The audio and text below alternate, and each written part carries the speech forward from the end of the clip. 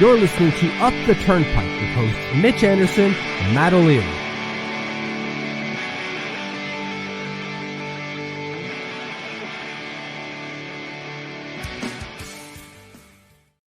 Hello and welcome to another Up the Turnpike postgame show, another Islanders overtime / shootout loss, another the special teams let the team down game. What is going on? Matt O'Leary with Mitch Anderson. Mitch? I'm trying to think of something that is on brand for me. Maybe having decaf coffee in the morning because my heart can't handle a regular caf. Okay. This was a very on-brand game for the Islanders, it felt like. What about you? What's going on with you? Yeah, not a whole lot. I fully admittedly fell asleep before the start of the third period, which is very common for me on these West Coast games. I'm old and washed. What do you want from me? But from what I saw, didn't really love, and the results say the same thing, Mitch. Loser point for the win. I think someone in the Discord. I want to open the Discord, but apparently it's trying to open it on like a fourth monitor that doesn't exist right now. I don't know what's going on with Discord. Anyways, I saw it last night where it's I think CW is like loser point. No, because that's what the Islanders do. Well, with that loser point, the Islanders have now jumped into the second wild card spot, which is just hilarious. Like where I'm not laughing, and I know you're not laughing either, being sarcastic, because we don't want that to happen. We want them to be there, but we want them to be there not because they're losing their way into it. Like, yeah, come on. Like overtime wins or losses are going to happen. Sure. It's just they happen so goddamn much for this team, not just this year, but if you've been along for the ride for a while, and I'm sure you have, that was the same story last year. Yeah, well, they had 16. Yeah, they had 16 overtime losses last year. They have 5 in 19 games. So let's play the pace game. They might be on pace for the record. Times 82. They are on pace for 21 and a half. So let's round up and say 22. The record is 18, by the way. They're going to smash that record out of the water. Even if they underperform, they beat the record. Fudge.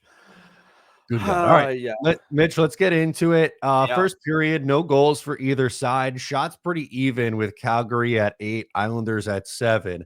My frustration from this first period, and it's a theme from this game, 26 seconds into the period. So right away from the start of the game, Rasmus Andersson trips Anders Lee. So Islanders go to a power play immediately. Yeah. They have a chance to pretty much from the jump go up 1-0 and put yourself in a good spot. And they don't do, and they can't do it. Not they don't do it, they can't do it.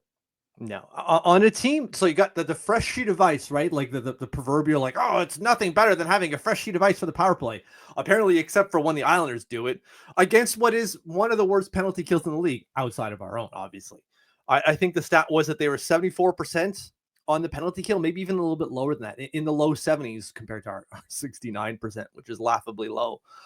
More on that later. But we have all of the advantages in our hands, and we can't, like, we don't do anything. Like, as you're saying, it's not that we generated a bunch of chances and the power play looked good. It didn't. It looked awful. They barely could do anything. They have 2 shots for on the power play, but so do the Flames on the power play. Apparently, sorry, no, the Islanders have a Corsi for of 2 and a Corsi against of 2. But the Flames don't get a power play in the first period. So that happens on the Islanders power play. 50% Corsi for. What are you doing, guys? Jesus Christ. No. And this is, as you mentioned, not a good. I'm going to hold off on the Islanders numbers to the end because we got to get through the whole thing.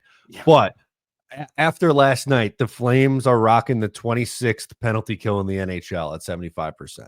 Oh, right. So it's a little bit higher than what I thought, but still not good. They're, like you said, 26th in the league. There are a bunch of teams better than they are. 25 teams better than they are, and we still can't get anything done. And of course, it's a power play. It's not going to work all the time. It's so long as you do enough to show, like, okay, well, maybe they'll do something the next time. No, I think even again in the Discord, PS, sign up to our Patreon, patreon.com/uptheturnpike to get in on the Discord.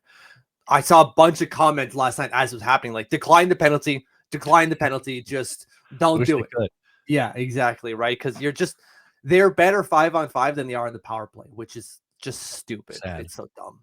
It's incredibly sad. But the unfortunate reality. So no score after one. Islanders probably not their best chance, but they had this opportunity right from the jump, like right out of the gate.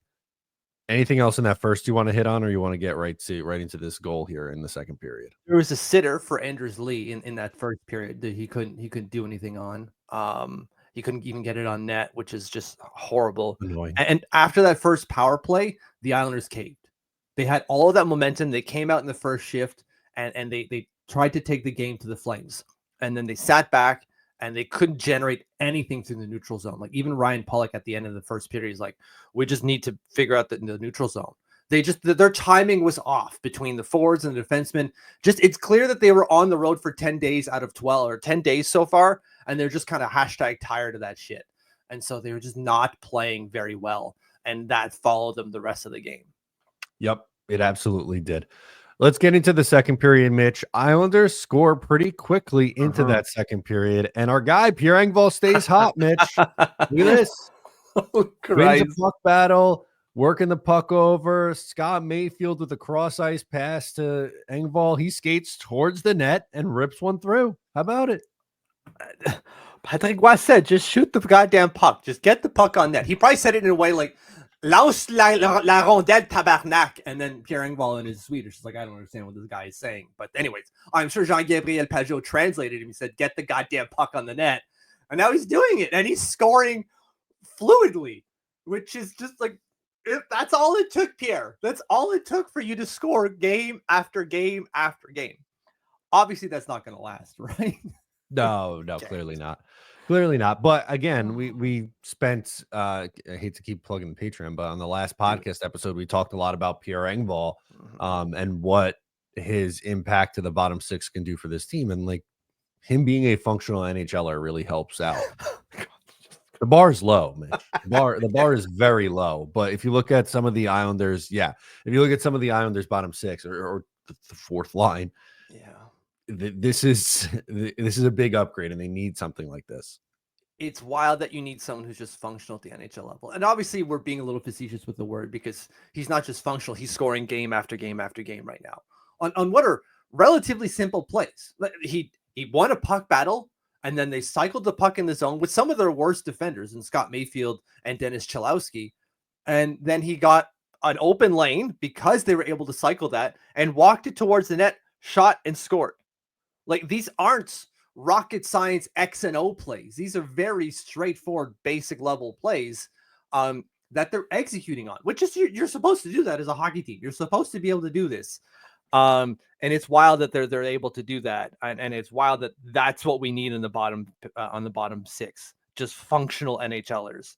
God damn, that sucks, man. It sucks so much. It does suck. And the Islanders after this would have another power play opportunity. Blake Coleman tripping was the call of the day. Everyone got tripped in this game against Bo Horvat, and once again Islanders unable to do it. Would have been nice to give yourself a 2-goal cushion going into the third period. Instead, just a 1-0 game.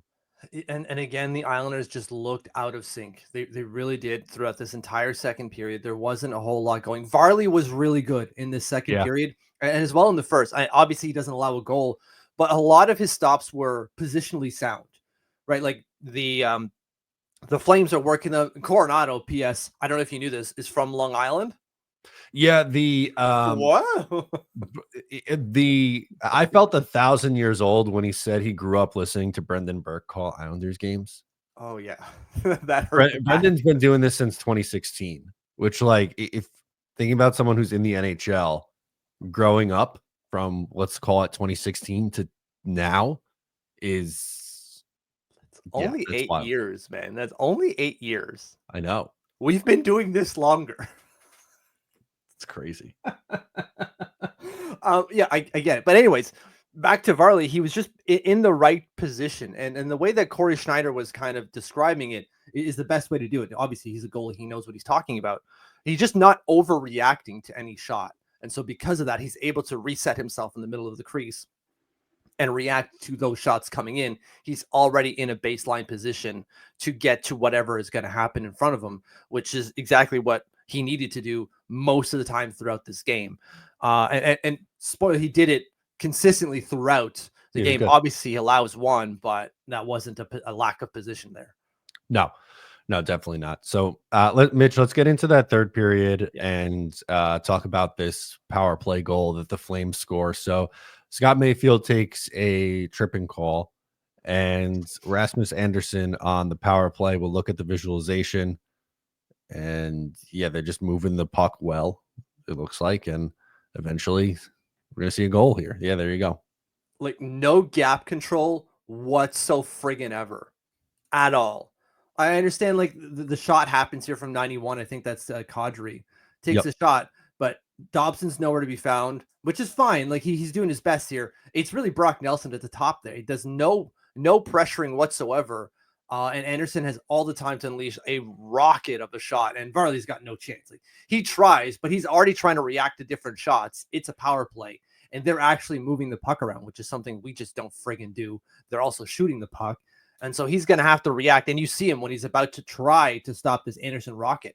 He's just like throwing himself in that direction, and you just can't get anything on it, which that's going to happen. And just don't take a goddamn penalty. Don't take a penalty. And it's annoying that it's Mayfield, who is usually pretty a pretty frequent flyer in taking the dumb penalties. But what annoys me here, Mitch, is if you look at the penalty minutes taken for every team in the league, the Islanders are the second fewest penalized team in the NHL. So they're not penalized a lot. But the caveat here is they have the second worst penalty kill in the league at 67.5%.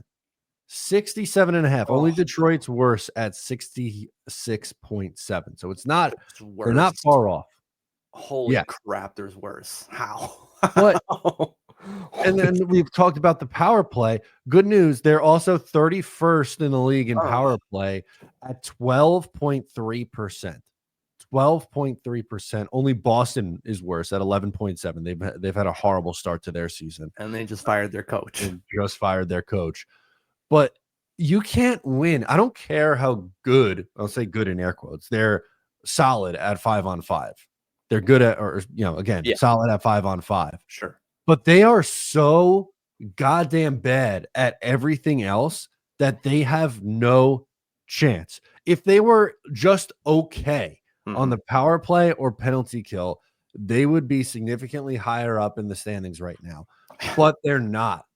They don't take penalties, which is a good thing, but they can't kill any of them off. So I understand, like, when you just said it, like, don't take the penalty. Fair. Totally fair. Yeah. But they are one of the least penalized teams in the league. Yeah. And their just special teams are awful. Yeah, you're right. It's not even a port of oh my God. It's not even an argument of don't take the penalty, because you're going to take penalties. It's kill the goddamn penalty. Do that. You have two chances here. Either don't take a penalty or kill the goddamn thing. And they don't do that. And of course, you're not going to kill them all, right? Somewhere around 20% of them are going to fail. But for the Islanders, it's closer to 40%. It's above 30%, right? They're at 67%, you said? Yeah. So somewhere around 32 something percent rounded. That's awful. That's so bad. Almost a third of their penalties go a third of their penalties go unkilled. That's not okay. 1 in every 3 goes in. That's not okay, man. And their time shorthanded per game is what, like 2 point something? That I don't have off the top here, but it's not. If you're on NHL.com, if you go to power play, you can see time shorthanded per game played. I want to look up a different. Okay, I was looking at ESPN stats. Oh yeah, they had all the they have power play, penalty kill, and penalty minutes all on one page. So I was just looking right at that. So the Islanders have allowed a power play goal against in 1, 2, 3, 4, 5, 6. In 7 out of 9 games. That's just horrendous. Only twice has the penalty been good, and that was against Vancouver and Seattle. Specifically good against Seattle, where they killed off 4 penalties. And we thought after those 2 games, like, hey, maybe we fixed something. And maybe we do, because this is only 1-for-1 here against the Flames. So they've only allowed 1 in their last 3 games or on the last 6 attempts. But we need to see a lot more than this going forward. Holy cow. It's just not okay. Yep. Oh, God. I want to look at that time shorthanded stat. So teams, if I go to NHL.com, teams, and then if I go to penalty kill, time shorthanded per game played, I assume the Islanders 2.11 time shorthanded per game played. So basically they're allowing a penalty kill goal against every other game. That's not okay. That's not okay, man. No, it's disgusting. And what's worse, Mitch, is we didn't even finish talking about this game because 1-1 going to overtime. There's another tripping call. The Flames. Give me a second. I can tell you who it was. I changed my tab. Michael Backlund trips Brock Nelson at 3:53 into overtime. So they have 1 minute and 7 seconds of power play time.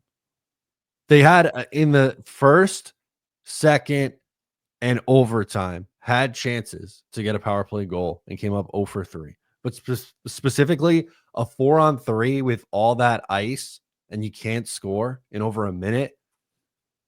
You don't deserve to win that game. You don't. I hate the rule that if you pull the goalie and you lose the game, you don't get the extra point. I hate that so much. Why? Pull the goalie. Allow us to pull the goalie. Any team to pull the goalie and get 2 points. You want to win the game. But the NHL doesn't allow you to do that, which is so goddamn. It's so NHL, so on. Yeah, they got to make it a lot more challenging than it needs to be. I also hate that we only have half a power play here. We will only ever get half a power play because you go into overtime and you don't get the full 2 minutes. So within the last minute of an overtime game, do whatever. Smash a guy in the face and make him bleed. You're only going to get 1 minute out of that double minor, and you still are able to shoot. Yeah. Oh, 46 seconds. All right. You got to kill 46 seconds. That's it. That's it. It's not fair. We don't lose the game because we don't have the full 2 minutes. Because as we mentioned before, the power play stinks. It's just, it adds to like the God damn it factor of this game. Just a little bit. So in the shootout, Kuzmenko and Kirkland score goals. Islanders don't score any in the shootout. So a 2-1 shootout loss for the New York Islanders, who with the losing point, get into a playoff spot. Yeah, they did. They did look off on the shootout. Palmieri and Bo Horvat didn't exactly have the greatest of looks. No, it's just, they walked up and they shot it. Like Dustin Wolf didn't have to do anything for Palmieri. Didn't have to do anything really special for Bo Horvat. It was broken controller city USA population, Bo Horvat and Kyle Palmieri. Yeah. And then Kuzmenko and was it Backlund you said on the second one? No, it wasn't. It was Kirkland. Kirkland, right. Just Varley didn't play that one that well, I don't think, on the second one. But still, you're right. They back into a playoff spot. Unreal. Great. So through 19 games are now still a perfect 500, 7-7-5. Like, as much as we're salty about the loss, this is what we wanted from the road trip, right? The road trip is 2-1-1, isn't it? Yeah. And still have to play Detroit. And you still got to play Detroit, but it's still annoying. Oh, it's super annoying. It's almost extra annoying because they're not awful. They're not. They're just not. It's just no. How are they not worse than this? Edmonton was an overtime loss, right? So 1-1-2. Oh, that's right. It was an OT loss. Okay, fair enough. It's a little bit worse. So they got 4 points out of 4 games. Again, straight up 500. Which is just what they do. Yeah. Which you'll take on the road. You'll take a 500 record on the road. I can't be too mad about that. It's just the game was there. The game was there. The Flames didn't play well enough to win this game. Is the Islanders didn't play well enough to take this game. Yep. That's a great way to put it. Let's do our ice times, Mitch. Who do we got leading the way? Oh, fudge. Forwards first. I'm going to say it's Brock Nelson. No, it's actually Bo Horvat at 22-17. His was by a pretty significant margin. Pajot was next at 20-59. Okay. Yeah, I don't think that top line played that well. They had a few good looks, I think, in the second period even. But outside of that, I don't think they played that well. So that's kind of why I was leaning on Brock Nelson. But apparently I was wrong. least, I assume it's going to be Matt Martin because Wahlstrom is getting power play time. Yeah, your assumption would be correct. 9 minutes, though, a little bit higher than I anticipated it would be. The fourth line wasn't great, but they weren't terrible. So that's a bonus. You know what? Let me look at the stats. Yeah, let's see it to make sure. They were not. They actually had the best relative Corsi on the team at plus 7.61 relative Corsi. This straight up 50% at 5-on-5 at 3 shots for, three shot attempts to 3 shot attempts against. Expected goals for was the best though, at plus 48.69 relative expected goals for at 0.32 for them, 0.03 for their opposition. So 91 or rounded up to 92% of expected goals when the fourth line was out there. They had a pretty good game today. So fingers crossed that turns it around and they'll figure themselves out. I guess now that they see Pierre Engvall scoring every game, they're like, shit, guys. Crank this up, baby. Let's get rocking. Defenseman, who do we got? Noah Dobson. Noah Dobson by a lot. 24.56 in ice time for him. I thought he played well. I really did. Even defensively. He did. I'm usually pretty hard on Noah Dobson, but I'm going to give him credit. I thought he was pretty good in this game. Yeah. Least amount of ice time. I want to say Dennis Chalowski, but we have a lot of power plays here. So I'm going to say Scott Mayfield because he takes the penalty. No, you were right at first. Dennis Chalowski, 14.04. Some others of notes, because I'm sure we're curious. Alex Romanov in his return played 21.04. And Isaiah George played 22.16. Yeah. Dennis Chalowski, 11 minutes, 54 seconds of 5-on-5 time. And okay. What is his power play time here? Dennis Chalowski, 2 minutes and 10 seconds. It's the most for defensemen in terms of power play time. Really? All right. Dobson, 148. Okay. But Corsi 4, when Dennis Chalowski is out there on the power play, 4-1. So 80% Corsi for when he's out there. Noah Dobson, minus 0. It would be minus 80% probably because it's 3 shot attempts against to none for on the power play for Noah Dobson. Not good. Yeah, no.